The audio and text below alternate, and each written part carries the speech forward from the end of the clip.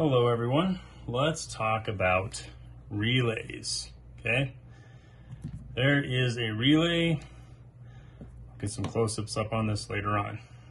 Okay, how a relay works, you have a light switch. You don't have to have a light switch. You can have any kind of power source or any kind of switch you're going to be turning on. You can also control relays from computers, PLCs, a whole lot of different things. So we have, and if you need a course on the outlets, I just did an electrical course, you can see that one. So this outlet, the hot is always on the right, the neutral is on the left. Neutral is larger than the hot. Ground is always at the bottom. This ground, if we had an extension cord that was plugged into this, it would go right to here and plug in here. So we're not going to put a neutral on this switch. We don't need a neutral there. We're going to have a hot that's constantly hot at the bottom of this switch. The hot is also coming off this outlet because this outlet is coming from your electric panel. Electric panel is going to be tied into a breaker. You turn the breaker on and off, it's going to kill that outlet. So you have 120 volts coming off this part, feeding into the switch. The neutral, because we're going to have neutral in a couple of places. This light needs a neutral, this light needs a neutral, this coil needs a neutral. On the sides of these coils, you'll see what it's going to take to close that coil. 120 volts, this is a perfect setup. 24 volts, you're going to need a transformer. 120 volts to 24 volt transformer. You can get these in AC voltage, DC voltage, all different sizes. The other thing on these, you'll see the amp reading.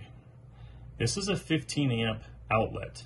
If this is a 10 amp relay, if you're running something that's pulling more than 10 amps, before it trips this, it's going to melt this. So if you have 15 amps and you want to have a relay control something at 15 amps, make sure your relay says 15 amps. It'd say like 120 VAC, 15 amp, and then that would be your coil. You can pretty much send any kind of voltage through this, and I'll explain that to you.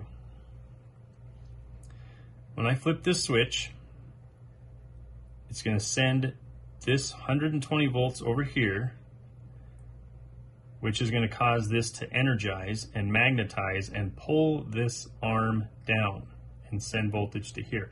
So here's how it is.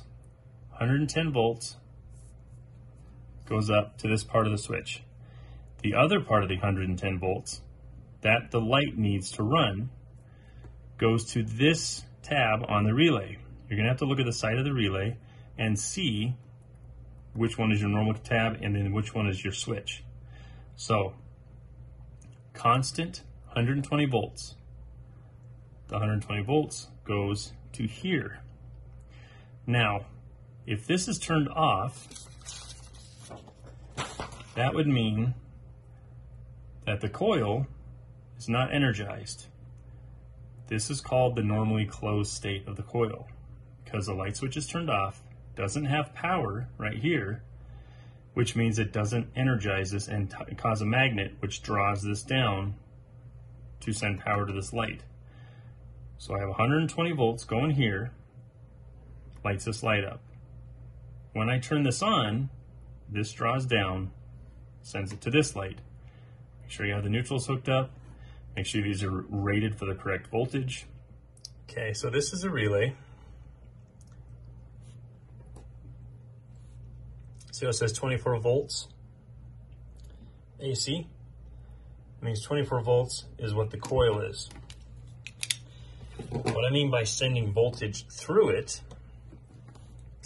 so 120 volts AC, 240 volts AC. Anything here, you can send all that voltage through this. So the bottom part is your coil. So it's a little bit different than my diagram. You see how this one, so if you look at it, this one here goes up and it loops around this copper and it's touching this. This is the normally closed position of a relay. When I give this 24 volts here, this LED light will light up on the front of it, drawing this arm down, and this will now have voltage. This is the normally open side of the relay. These are the normally closed side of the relay. I'll show you another way you can find this out. Also, on the back of this relay, you're going to see numbers. This is usually 13, 14, or A1, A2. A1 and A2 is really normal for coils. You'll see it on contactors, on motor starters, a lot of different things. 5, 3, 1, 6, 4, 2. On here, 1, 5. Okay, so 13 and 14. 13 and 14 are your coil. You're going to have 13 and 14 right here. 13 and 14 are your coil is right here. So you tie in a neutral, tie in your signal, which could be coming from a light switch, whatever it is. Then, and remember it's 24 volts, you're going to close this with 24 volts. But if you want to run a 120 volt light, tie 120 volts here, and when it activates, it's going to send 120 volts out. Now remember, you have a normally open and normally closed side. Now, the relay I showed you the drawing with was a single pole relay. This is a double pole relay.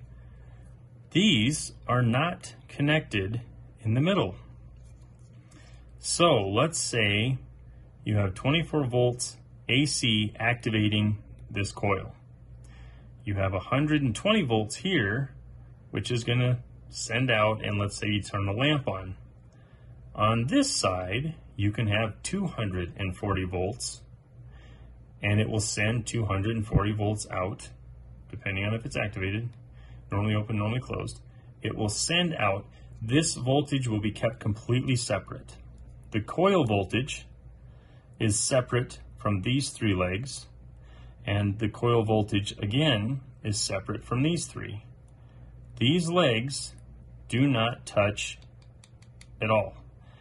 These three go together, and these three go together. So this is a two-pole relay. So if you wanted to control multiple things, you could. Now I haven't got into the time delay relays yet, intermittent relays. That'll be another lesson. And we'll get into PLCs and so forth.